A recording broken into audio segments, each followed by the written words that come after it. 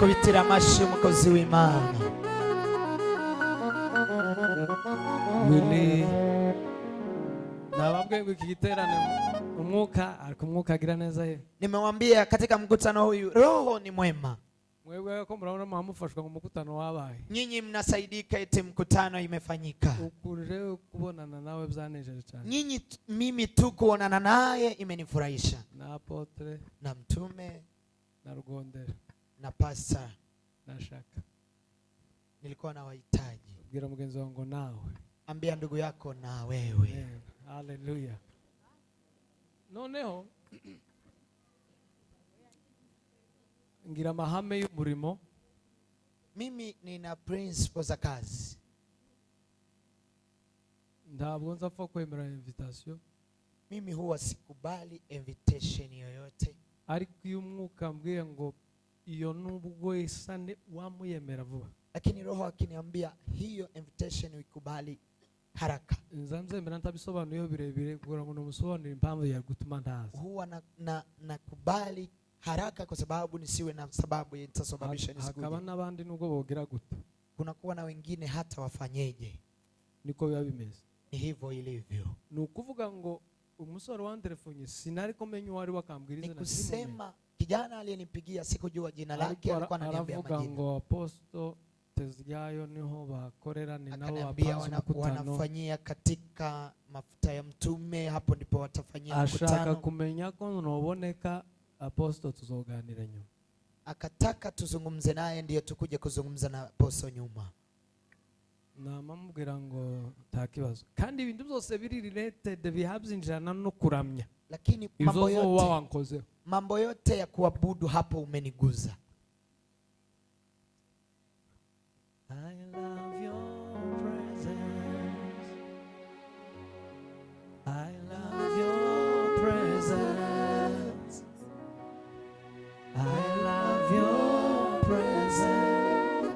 I love Lord. I love your presence. I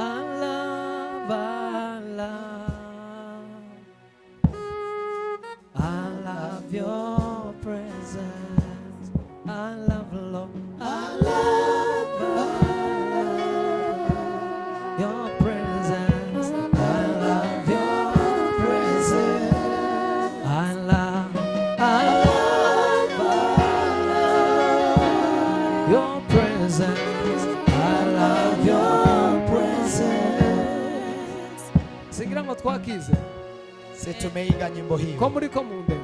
Unaniangalia tu. Nindu dakunda Bw'Imana. Nani hapendi utukufu wa Mungu? I love your presence. I love your presence. I love your presence. I love your presence. I love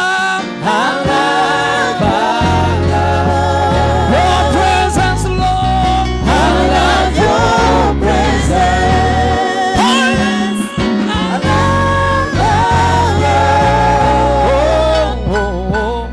I love your presence.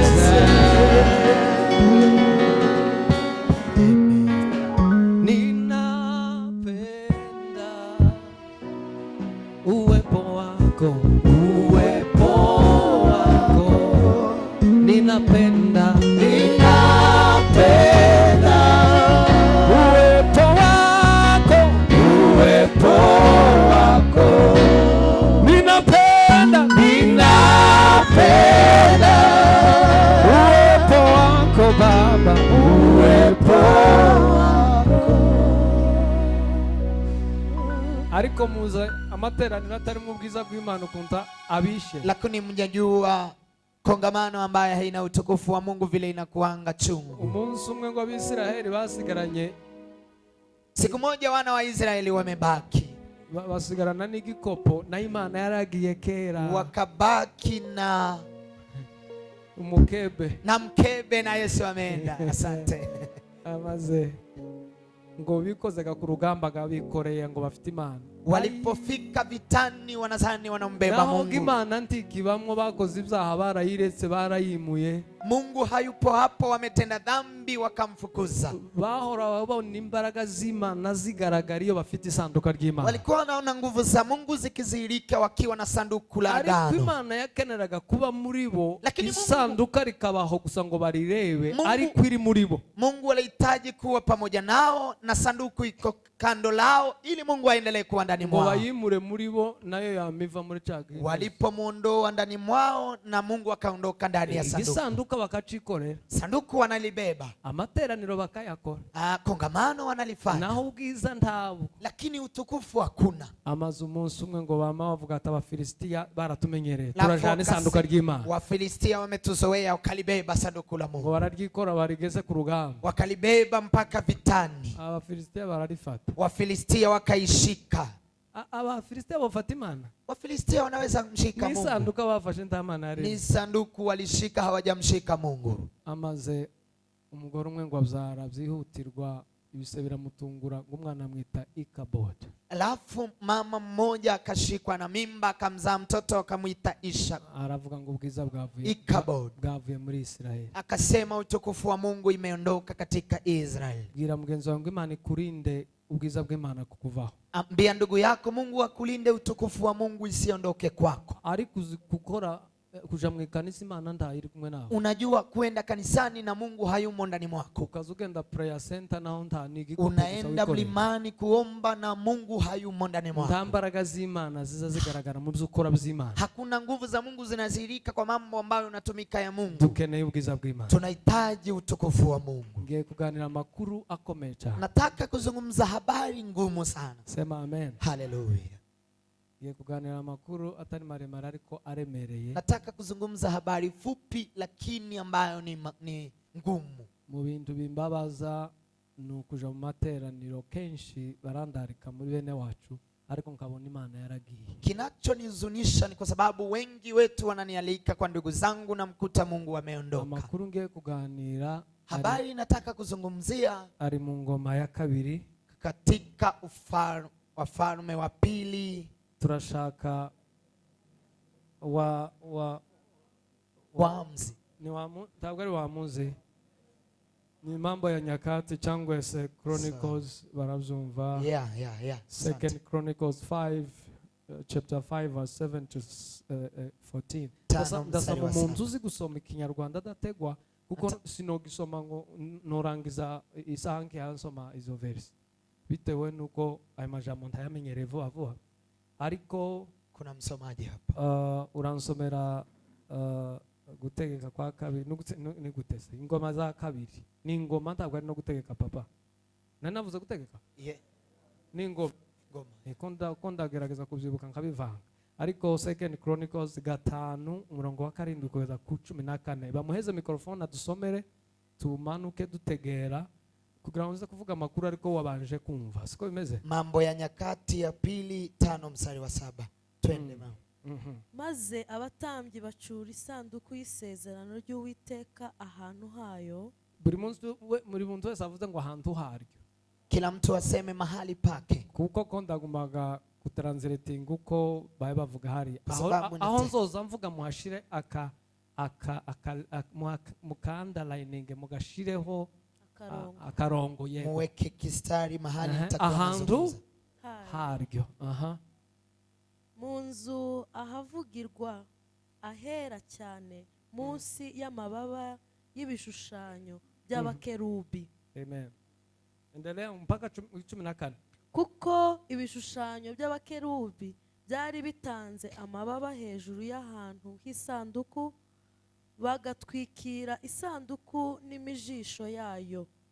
Iyo mijisho yari miremire bigatuma imitwe yayo igaragara hino y'ahavugirwa, ariko uri hanze ntiyayirebaga, kandi iracyahari na n'ubu. Komeza. Mu isanduku nta kintu cyabagamo keretse ibisate bibiri Mose yashiriyeho i Horebu ubwo Uwiteka yasezeranaga n'Abisiraheli isezerano bava mu Giputa. Hanyuma abatambyi bavuye ahera kuko abatambyi bose bari bahari biyejeje ntibaragakurikiza ibihe byabo. Kandi n'abarewi n'abatambyi bose, Azafu na Hemani na Yedutuni n'abahungu babo na bene wabo bari bambaye ibitare byiza, bafite ibyuma bivuga na neberu n'inanga, bahagaze iruhande rw'icyotero rw'iburasirazuba. Bari kumwe n'abatambyi 120 bavuza amakondera. Ubwo abavuzaga amakondera n'abaririmbaga bahuza amajwi, vuga ngo bahuza amajwi, bumvikanishije ijwi rihuye bahimbaza bashima Uwiteka, kandi barangurura amajwi yabo n'amakondera n'ibyuma bivuga n'ibintu bicurangwa bahimbaza Uwiteka bati, Uwiteka ni mwiza kandi imbabazi ze zihoraho iteka ryose. Nuko muri uwo mwanya inzu ihera ko yuzura igicu. Tugende gahoro aho ugeze ngo nuko. Komeza. Nuko muri uwo mwanya habiki inzu ihera ko yuzura igicu. Chiki. Ariyo nzu y'Uwiteka. Yuzura iki? Igicu. Kajya wingu. Turaza kubisobanura mu mvugo zanditswe mu Bibiliya n'ubwiza bwaje mu shusho y'igicu. Ni uzuri ambayo imekuja katika sura ya wingu. Nuko inzu yuzura igicu. Hapo sasa nyumba ikajaa wingu. Sema amen. Amen. Nushaka ngira ngo washe. Yes, amefika. Ngiye kuganira ijambo rivuga ngo the glory of the Lord filled the house of the Lord. Utukufu wa Mungu. Nataka kuzungumzia neno lisema utukufu wa Mungu imejaa ndani ya nyumba ya Mungu. Kwa mrano vaneza? Ubwiza bw'Imana. Utukufu wa Mungu ama uzuri wa Mungu bwuzura inzu y'Imana. Imejaa nyumba ya Mungu. Bivuge cyane ngo ubwiza bw'Imana. Sema sana utukufu wa Mungu bwuzura inzu y'Imana. Kajaa nyumba ya Mungu. Ariko kurumva ngicyo kintu. Ubwiza bw'Imana bwuzura inzu. Utukufu wa Mungu ukajaa nyumba ya Mungu. Hallelujah. Hallelujah. Uko inzu y'Imana nta kindi cyari gikenewe kuzuramo n'ubwiza bwayo. Nyumba ya Mungu haistahili kujazwa na kitu kingine isipokuwa utukufu wake.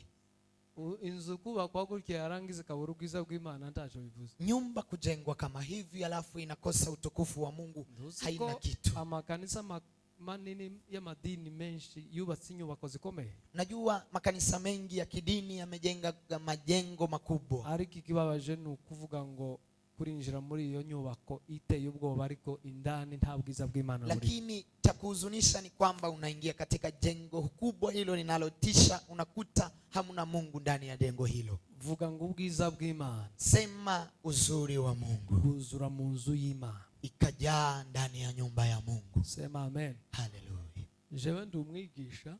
Mimi ni mwalimu. Nzanigisha. Huwa nafunza. Inayo mpamvu zankena ngo utegere tujane. Ndio maana nahitaji usikize twende pamoja. Nzamura ijwi Imana ibimbaye na mahoro ariko sinza nzamura amajwi kumba banigisha. Nikipandisha sauti sawa, lakini kwa sababu nafundisha mimi sipandishangi sauti. Sema amen. Amen. Nkunda abantu bantegera nkabona bafite n'inyota yo gutegera. Napenda watu wananisikiza, naona wana kiu la kusikiza. Mbarebye ko ndabona mubifite murimo. Nikiona naona nyinyi mna kiu ya kunisikiza. Intego hii Biblia, lengo la Biblia hili, Imana yakene kwihishura. Mungu alihitaji kujifichua, kujifunua ama kujifunua, sawa. Kwa mnanumva? Yes. Itwihishurire, ifunuke kwetu nitumara tuyikunde. Alafu tumpende Mungu. Hanyuma tuyiramye. Na tumwabudu tena. Murazumva uko ngenda bisobanura. Mtakuja kuyasikia vile Imana yarayanditse. Mungu ameandika hili. Imari kihishura ikavuga ngo uyu ninje. Lafu anajifunua anasema huyu ni mimi. Yamara kukuhishurira ukamukunda. Akijifunua kwako na unampenda sasa. Wamukunda ukamuramya. Na ukimpenda hapo unamwabudu. Abantu bashatse, watu ambao wameoa, nta muntu wamupfa kuza amabwira umukobwa ngo bite. Hakuna yule alimkuja akamwambia msana mambo ngo nagukunze. Anamwambia nimekupenda. Ngo none twogenda. Alafu tunaweza enda. Sinkuzi. Sikujui. Sinorangu kurikira sinzi niyuvu. Siwezi kufuata hata sijui imetoka wapi. Ariko kugenda umwihishurira. Lakini vile unaenda ukijifichua kwake. Ukugenda we disclosing akagenda menyuri. Vile unaenda ukijitambulisha najua wewe ni nani. Aza gukunda. Huwa anakupenda. Nta muntu uzukunda watazi. Hakuna yule anayempenda ambaye hamjui. Abashakanye gusa hari ukuntu wamenye umenya ubwo babura gushirura ngo uyu nguyu naramukunze kubera wale ambao habe n'utwihishuza urindira ngo banze tumenye kugira ngo utaja kugwa mu mazi. Wale ambao wameoana huwa wanajuana alafu wanaoana. Hari uko mvuze na vile nimesema. Hari abantu bama bihuta gusaba amafa kurogo. Kuna wale wanaenda kiharaka analeta. Umuntu akishura ukamumenya. Pole pole mtu anajifichua ukamuhindurura no nkisogesi. Unamgeuza kabisa. Warangiza ukavango nemeye kubana nawe iteka. Alafu unasema nimekubali kuishi na wewe milele. Bitewe nuko yihishuye. Inapelekana na vile amejifichua. Kandi umuntu guhisha mukiyaye muganira ibyo gushakana ukaza mumva za guhisha tena mtu ambaye anakuficha mkiwa muri bangahe. Unazaliwa mkiwa wangapi? Akamaita ba telefone ntakubugira iyo. Anachukua simu lakini hazungumzi. Uzukora kazi nyabaka. Unafanya kazi gani? Gatoya iyo ntari subiza uwo munsi. Ukabaho uwonti wori umushako. Huyo huwezi uoa. Sema amen. Amen. Ariko umuntu ugenda kwihishurira akakubwira yaro akakubwira niyo yavukiye nuko byagenze n'urugendo rw'ubuzima. Tuambana kuambia vile amezaliwa hata safari ya maisha. Uzumukunda. Huyo huwa anampenda. Sema amen. Amen. So Imana iratwihishurira mu ijambo ryayo. Mungu akajifunua katika neno lake. Noneho natwe to falling in love with him nukuvuga ngo twama twikunda kakurya uzamukunda ukamuvuga ngo uyu mukobwa nzomushaka nubwo abavyeyi bokwanga nzomushaka ukamumvuga urukundo rwagufasha. Nasi tunajipenda kama vile unampenda msichana unasema ingalao familia ikatae nitamuoa. Nuko yakwishuriye ni kwa sababu amejifunua kwako. Urugero kunze mw'Imana level ambayo unampenda Mungu n'urugero wayimenyemo mu buryo yakwishuriye mu ijambo ryawe. Ni level ulipomjua vile alipojifichua ndani ya neno lake. Sema amen. Hallelujah. Twasomya makuru ahangaha. Tumesoma habari hapa. Muri izi ngoma kwa mambo ya nyakati. Aya na makuru umwami Salomo. Hizi ni habari za mfalme Solomon. Muzi ko ari we bubatse urusengero. Najua yeye ndiye amejenga kanisa. Ngo amaze kurwubaka ararutaka ararukora ararwubaka gaso akavuga ngo rino dirisha kiyo mwazanye sicho. Alipojenga akajenga kapamba akasema hata dirisha hili mmeleta si hili. Iwe yari afite gifaranga. Sema amen. Amen. Numwami ariko agiye kubaka urusengero. Ni mfalme lakini anataka kujenga kanisa. Azana ba designer bararwubaka bararukora. Akaleta ma designer wakaifanya kabisa. Ngo arangije kurukora. Walipomaliza kulijenga aravuga se iki kintu se twubatse. Akasema haya ambayo tumejenga Imana siraza gute. Mungu atakujaje? Tiyozanwa na matofali. Hawezi kuja kwa sababu ya mabati agezweho. Hawezi kuja kwa sababu Imana ndiyo zanwa na mabati agezweho. Tuko pamoja? Yes. Imana ndiyo zanwa n'uburyo twashize amarido meza. Mungu hawezi kuja kwa sababu tumepamba. Imana ndiyo zanwa n'uburyo twambaye neza. Mungu hawezi kuja kwa sababu tumevaa vizuri. Wibuke ko twatuganira ngo ubwiza bw'Imana bwuzura. Kumbuka tunazungumza uwepo wa Mungu kajanyo. Uyu munsi turashaka ko tunahitaji ko mukoza amateraniro. Vile mnapofanya ibada muze mubona ubwiza bw'Imana muone mu nzu yawe. utukufu wa Mungu ndani ya nyumba yake. Sema amen. Haleluya. Ndahararutse kandi ndarushe kwinjira mu materaniro ugasanga nta mana irimo. Nimeshiba na tena nimezarau kuingia katika kongamano unakuta kuna utukufu wa Mungu. Ahubwo woja mu isoko. Bali unaweza enda kwa soko. Aho kugenda hitwa mu nzu y'Imana ariko ugasanga nta bwiza bw'Imana. Lakini kuenda katika nyumba ya Mungu unakuta kuna uwepo wa Mungu. Sema amen. Haleluya. Noneho Salomo aravuga ati se kubakaga inzu nziza n'amatofari neza ntabwo biri garanti kubwiza bw'Imana buza. Solomoni akasema kujenga gorofa jengo nzuri si kusema utukufu wa Mungu utaingia. Kiza n'ubwiza bw'Imana ni igiki? Kinacholeta utukufu wa Mungu ni nini? Abwira abatamze ati muze. Akawaambia makuhani kujeni. Cyambere manze mugende gamuzane sanduka ryayo. Cha kwanza mlete sanduku lake. Baravuga ngo barishira haryo. Wakasema iwekeni mugenzi wawe ngo barishira haryo. Ambia ndugu yake iwekeni pa nafasi yake. Hallelujah. Hallelujah. Isanduku ry'Imana rije hehe? Sanduku la agano la Mungu liwende wapi? Aho niho ibibazo bipfundikiye. Hapo ndipo kuna shida. Abatamzi murengeze sanduka. Makuhani mchukue sanduku murishiraho rigomba kuba. Muliweke pa nafasi yake. Ko murumva? Nasikiza. Sanduka ry'Imana mwibuke ko rirepresenta Imana. Kumbukeni kwamba sanduku la Mungu linawakilisha Mungu. Si ndio? Yes. Aho twazumvikanye? Nukuvuga ngo mu yandi magambo aravuze ngo muzane Imana muyishiraho igomba kuba. Ni kusema kwa maneno mengine mlete Mungu muweke pa nafasi yake. Nta bwiza bw'Imana bwo ruhabumanuka Imana yicaye mu ntebe. Hakuna uzuri wa Mungu inaweza kushuka na Mungu anakaa kwa kiti. Ntabwo manuka Imana ikiririya ku muryango. Haiwezi kushuka utukufu wa Mungu na Mungu uko bado kwa mlango. Imana izija. Lazima kuna mahali Mungu huwa anawekwa. Murengeze iryo sanduku mugende muri harambi. Chukua sanduku hilo muliweke mahali pake. Sema amen. Amen. Ijambo rya mbere nshaka kubabwira kugira ngo ubwiza bw'Imana buze bumanuka mu rusengero. Neno la Mungu la kwanza nataka kuambia ili utukufu wa Mungu ushuke katika kanisa. Mubivuge mu Cyongereza vuga ngo put God in his place. Mara abantu beza. Put God in his place. Wekeni Mungu pa nafasi yake. In his position. Pa nafasi yake. Wibuke ga kw'Imana gantiba muri ibi bibati. Kumbuka Mungu haishi katika mabati haya. Imana iba hehe? Mungu wako wapi? Muri twega nitwe nsengero z'umwuka. Mwetu na sisi ndizo kanisa la Roho. Amen. Nukuvuga ngo Imana irashaka ko dushiraho igomba kuba muri.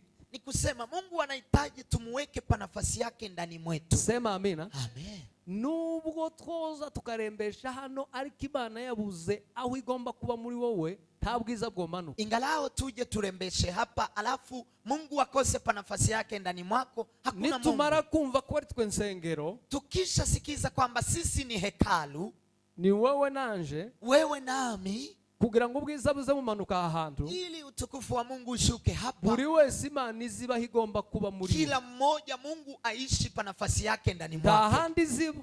Hakuna mahali pengine inaishi. Isaya mifata ya ntebe ya mbere iba mu mutima ikavuga ngo nahanza nicara. Ibintu byose biraje inyuma iyo hirya ariko njewe nza nicara kuri ya ntebe yo hagati yo mu mutima. Inachukua kiti cha kwanza katika moyo wako. Sema amen. Amen. Ariko wo kubaza uzumva Imana ariyo neza yicaye hagati neza ahandi itegerezwa kuba. Lakini wakukuuliza Mungu anakaa nafasi yake. Amafaranga na processes hari nk'ahantu biba cyane. Ama pesa na processes kuna mahali vinakaa. Biri mu kwigiza Imana igiye guhanuka. Wanamsukuma Mungu anataka kuanguka. Mwari mwicara ahantu ku ntebe muri benshi ariko ari ntoya mwaruhu umuntu umwe agahanuka neza neza mmewakaa kwa kiti mkiwa wengi alafu mtu mmoja ndani yenu anaanguka. Hari abantu processes yabyiza Imana iruhe neza neza. Kuna watu wengi processes imemfinya Mungu akaanguka. Abandi rari ryo gukira vuba sinza aho ribageje ntibagitekereza Imana basigaye batekereza ifaranga mu gitondo na nimugoroba. Haraka wanafikiria utajiri tu. Hari abandi inzu niba hano hari ibintu nyumba inaishi hapa nyumba imeteki nibyo byagiye bifata umwanya w'Imana muri hayo wowe. ndio yameenda yakachukua nafasi ya Mungu none ndani uzugira mwako. ngo woza hano Imana ikaza gute kandi yarabuze aho yica. Sasa unadhani Mungu utakujaje hapa na Mungu afike na amekosa mahali pa kukaa? Sema amina. Haleluya. Bwira mugenzi wawe ngo ushire Imana ahitegerezwa Ambia kuba. ndugu yako muweke Mungu pa nafasi Shira yake. Imana mu kibanza cyayo mu mutima Mungu wawe. kwa kiwanja chake katika moyo wako. Mushaganye mubwire ngo ushire Imana aho igomba Tikisa kuba. yeye mwambie muweke Mungu mahali anapaswa. Abatanzi ngo bafata isanduka ry'isezerano. Makuhani wanaweza chukua sanduku la ngo barishira haryo wakaliweka pa nafasi yake. They took the ark of the covenant and they put it in its place. Wakachukua sanduku la agano wakaliweka pa nafasi yake. Biblia iravuga ngo barasohoka bavayo. Biblia inasema wakatoka ndani ya kanisa. Aho hando nataka kumumva cyane. Nataka msikize hapo. Bamaze kurishira igomba kuba. Walipoliweka pa nafasi yake sanduku, they came out. Wakatoka nje. Gira mugenzi wawe ngo turi ba representa b'Imana. Ambia ndugu yako sisi ni wakilishi wa Mungu. Ntabwo turi ba replacement b'Imana. Sisi si wa titwotsimbura Imana. Sisi hatuwezi hari abantu Imana izikoresha huwezi chukua nafasi ya Mungu. Yes, Imana ama kugukoresha neza. Mungu ambaye ukamugumaho. Mungu akikutumia lazima usimame hapo. Ukamuhagarara Imana igomba kuba. Unasimama mahali Mungu anapaswa kusimama. Tuko pamoja? Kwa murano vaneza. Sinashakuje. Timamumva. Kwa murabuzumva. Twavuze ngo Imana ibanze ibe in his position. Tumesema Mungu lazima awe pa nafasi yake. Sema amen. Amen. Abatamzi ngo baragenda bamaze kurirambika aho ritegerezwa kuba. Makuhani walipoliweka mahali linapaswa kuwekwa, they came out. Wakatoka nje. Baravuga ngo Imana niziba hariya yonyine. Wakasema Mungu ndiye anapaswa kuishi hapo peke yake. Nubwo haidukoresha. Ingalawa anatutumia Mungu. Ariko Imana iziguma hariya yonyine. Lakini Mungu anakaa peke yake hapo. Igiraho iziba ndizi hasangira kuna mahali anakaa Mungu peke yake, hachangii na mtu mwingine. Sema amen. Haleluya. Nukuvuga ngo ijambo rya kabiri kugira ngo ubwiza bw'Imana buze mumanuka mu nzu yayo. Ni kusema ili utukufu wa Mungu ushuke ndani ya nyumba yake. Sema haleluya. Haleluya. Vuga ngo preacher. Sema uone umuvuga butumwa nkuko mbaye mvuga.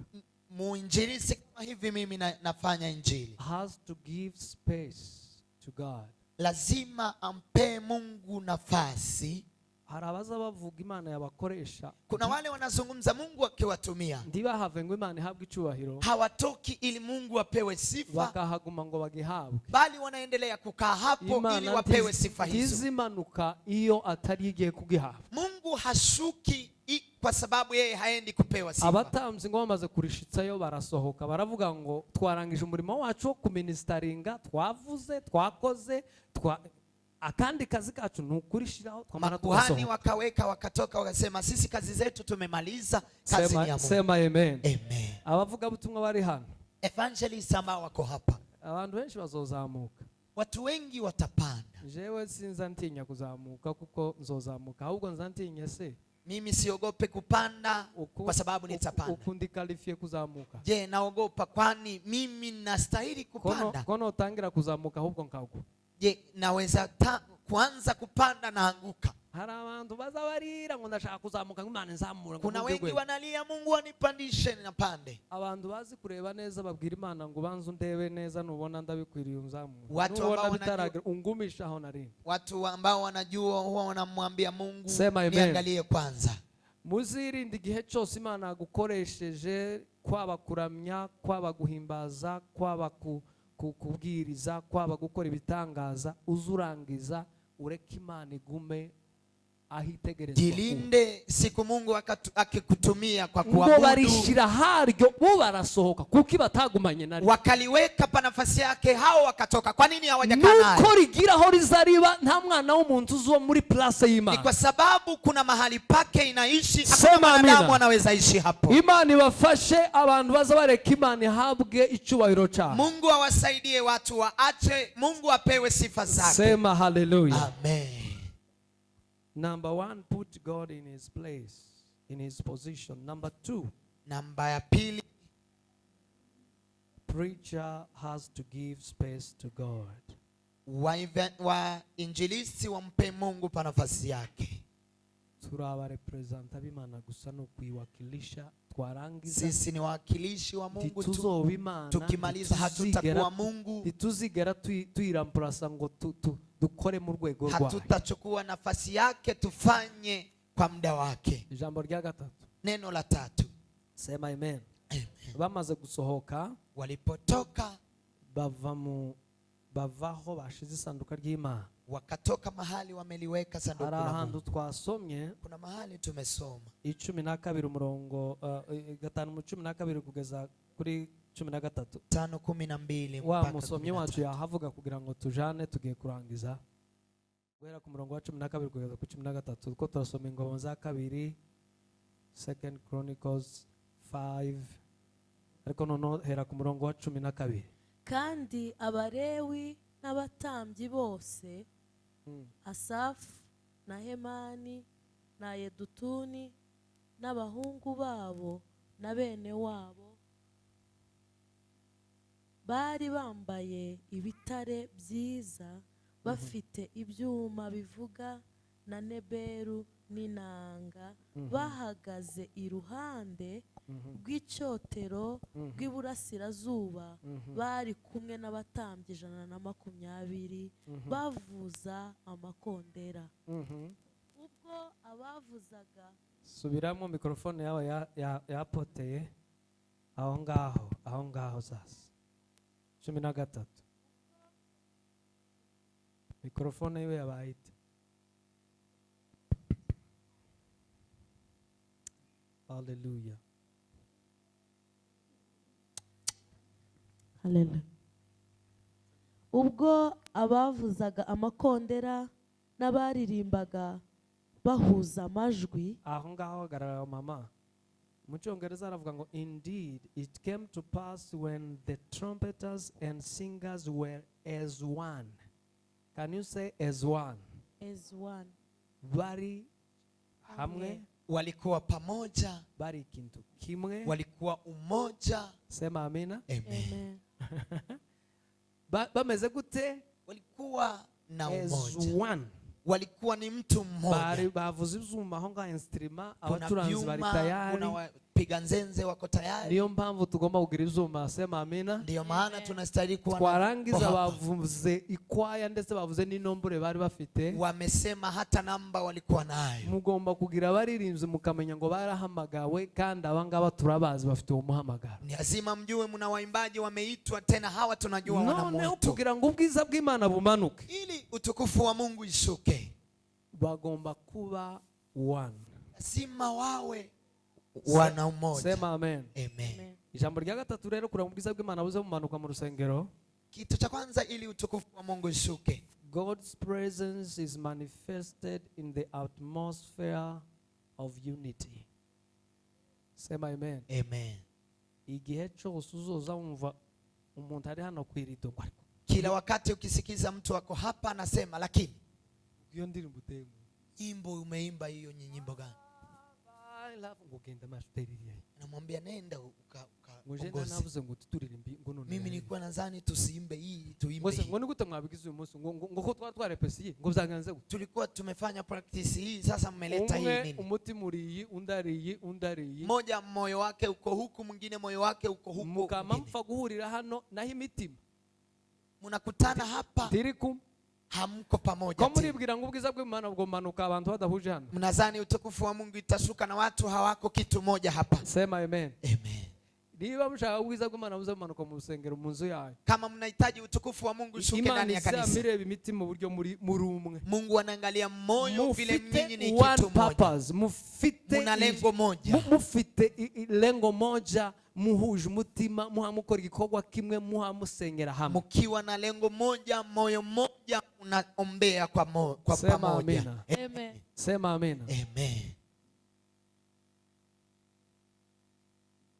His presence, utukufu wake, is manifested in the spirit of unity. Huwa inapatikana ama inazirika kwa umoja, kwa nguvu za umoja.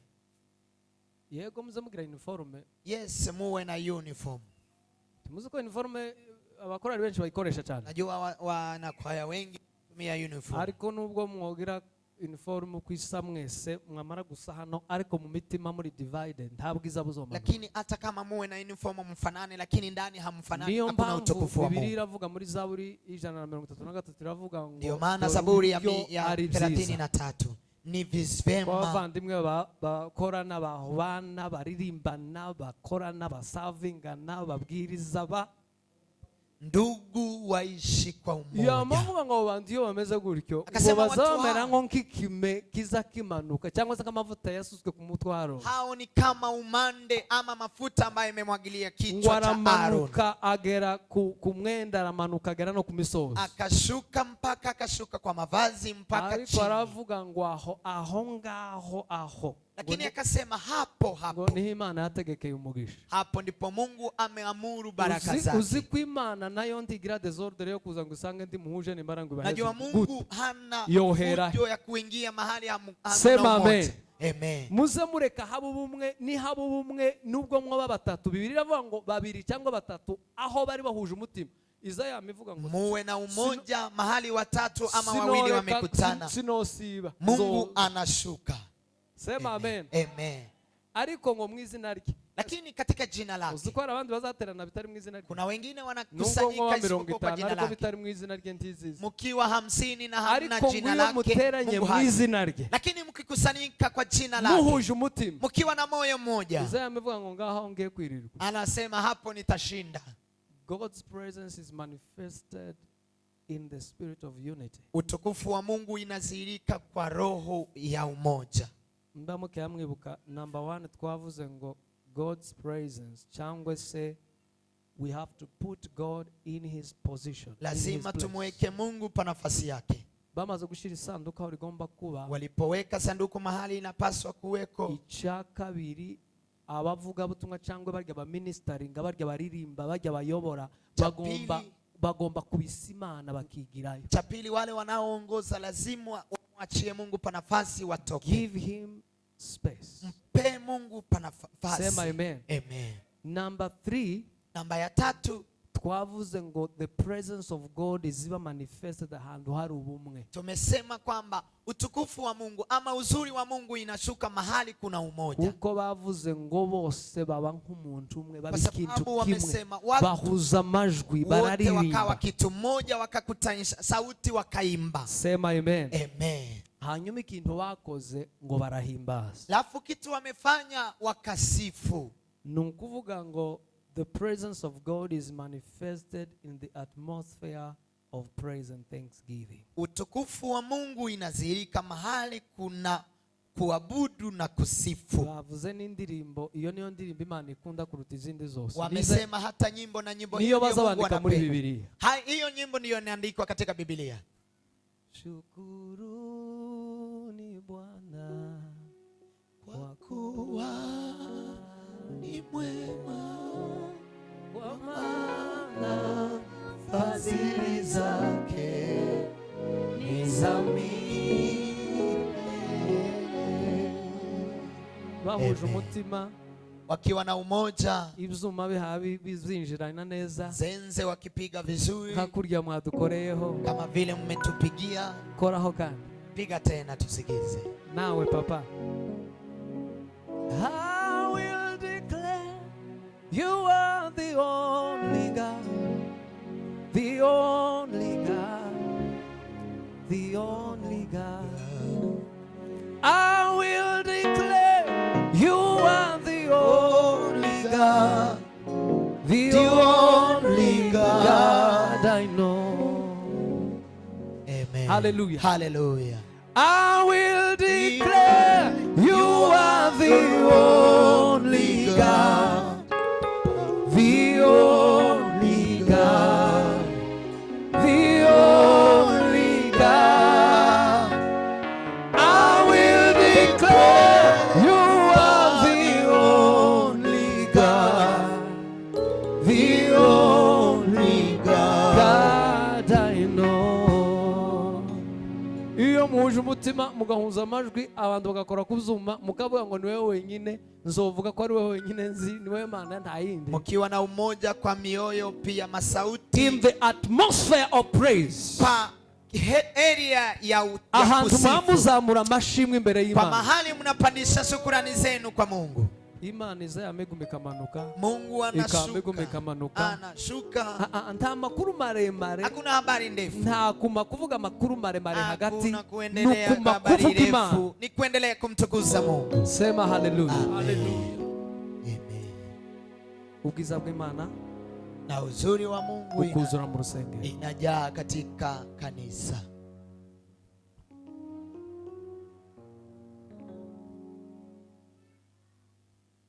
You are glorious and worthy to be praised. You are the Lamb upon the throne, and unto thee we lift our voice in praise. You are the Lamb upon the throne. You are the Lamb of God. You are the Lamb upon the throne. Hallelujah. Hallelujah. Ukairamya iyo hayuramya iyo baye bayikirigita bakara iza yamiza unamwabudu ubwiza bw'Imana buza buba manifested aho abantu baye baramya inazirika mahali wanaabudu. Hakuna mwingine wa kulinganishwa na wewe Mungu. Hakuna mwingine wa kulinganishwa na wewe Mungu. Wa kuabudiwa wa kuheshimiwa ni wewe Mungu. Mungu mwenye nguvu, Mungu mwenye nguvu, wastahili heshima zote. Iyo muvuza gutya isema bimanuka, Mungu anashuka. Iyo muramije izabwiza, haleluya. Ubwiza bw'Imana bwuzura mu rusengero rw'Imana. Uzuri wa Mungu ikajaa ndani ya kanisa la Mungu. Sema haleluya. Haleluya. Yesu araza umunsi umwe aje gusenga yinjira mu rusengero. Yesu akaja siku moja alipoenda kuomba kaingia kanisani. Mu rusengero ntiyasangamo kuraba. Alipoingia kanisani akakuta maabudu. Yumvamwo indirimbo ziramye. Hajasikiza nyimbo za kuabudu. Ngo kareba kabana abagabo bamwe ko baraharana ifaranga kabona. Anaangalia wazee wamoja wana count pesa. Ngombe ziri antama. Anamwambia nipe kondoo hii. Ngoso ngura mpesa ngahe? Utanipa ngapi? Ngo ndakuongeraho ni njiwa. Nitakuongezea hii. Ngo njiwa ni 300. Njiwa hii ni 300. Kasema Yesu rose. Iyi nzu yabaye gute? Ekaza kasema nyumba hii imekuaje? Soma haleluya. Haleluya.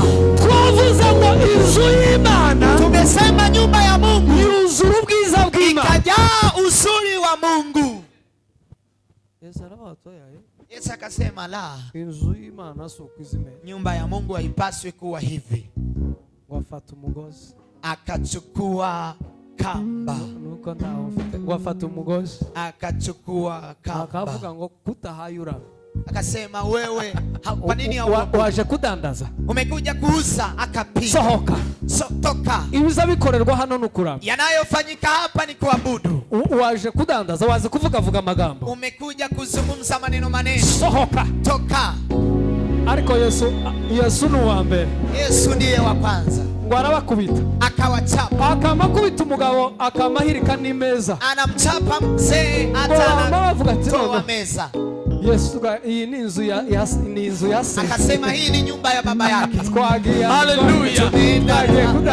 Tumeenda kuuza. Oye, nariko ngira ngo muravuga ngo ukwiriye amashimwe Uwiteka Nyiringabo. Ukwiriye amashimwe Uwiteka Nyiringabo. Ikarebe byose Mana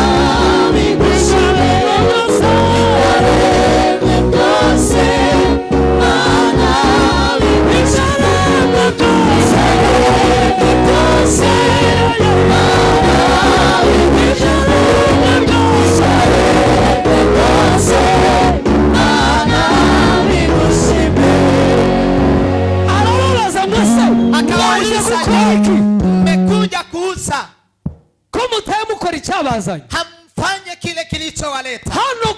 Imana kirareba abahaye barame. hapa. Mungu anaangalia wale ambao wanaabudu.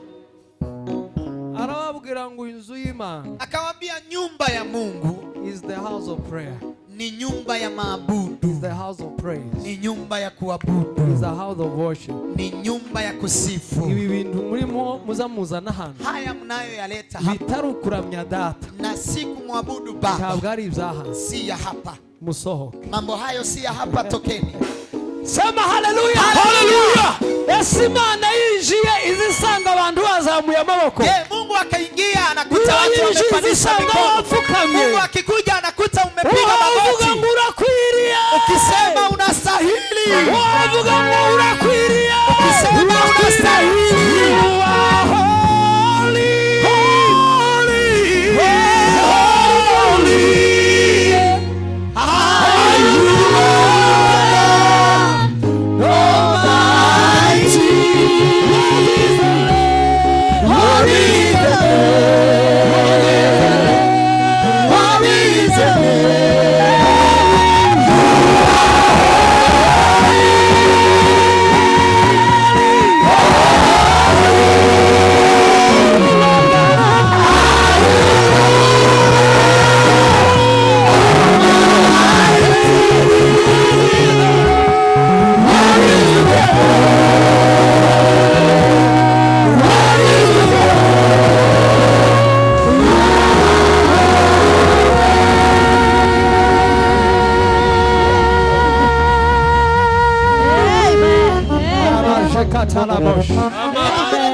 Hallelujah, hallelujah. Amen. Abantu bangahe bapfukame abumva bafite umwuka wo gupfukama. Hallelujah. Wera, wera, urunami nyir'ingabo. Urakwiriye, urakwiriye, urakwiriye, wera,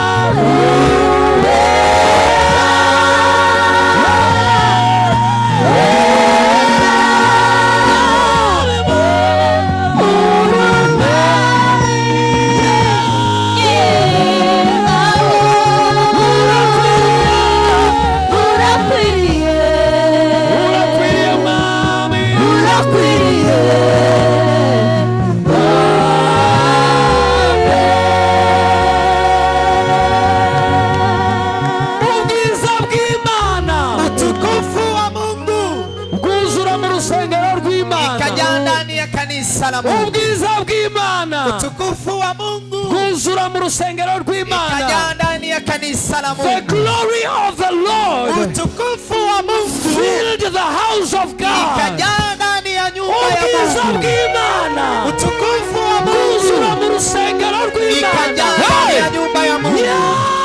Yes! Hallelujah! Hallelujah! Haguruka ku birenge byawe, haguruka ku birenge byawe. Simama kwa miguu yako. Utukufu wa Mungu. Kuzamuza mu materaniro nta mana irimo. Hakuna kibaya kukuja katika kongamano la Mungu. Utukufu wa Mungu kuzura mu rusengero rw'Imana, ikajaa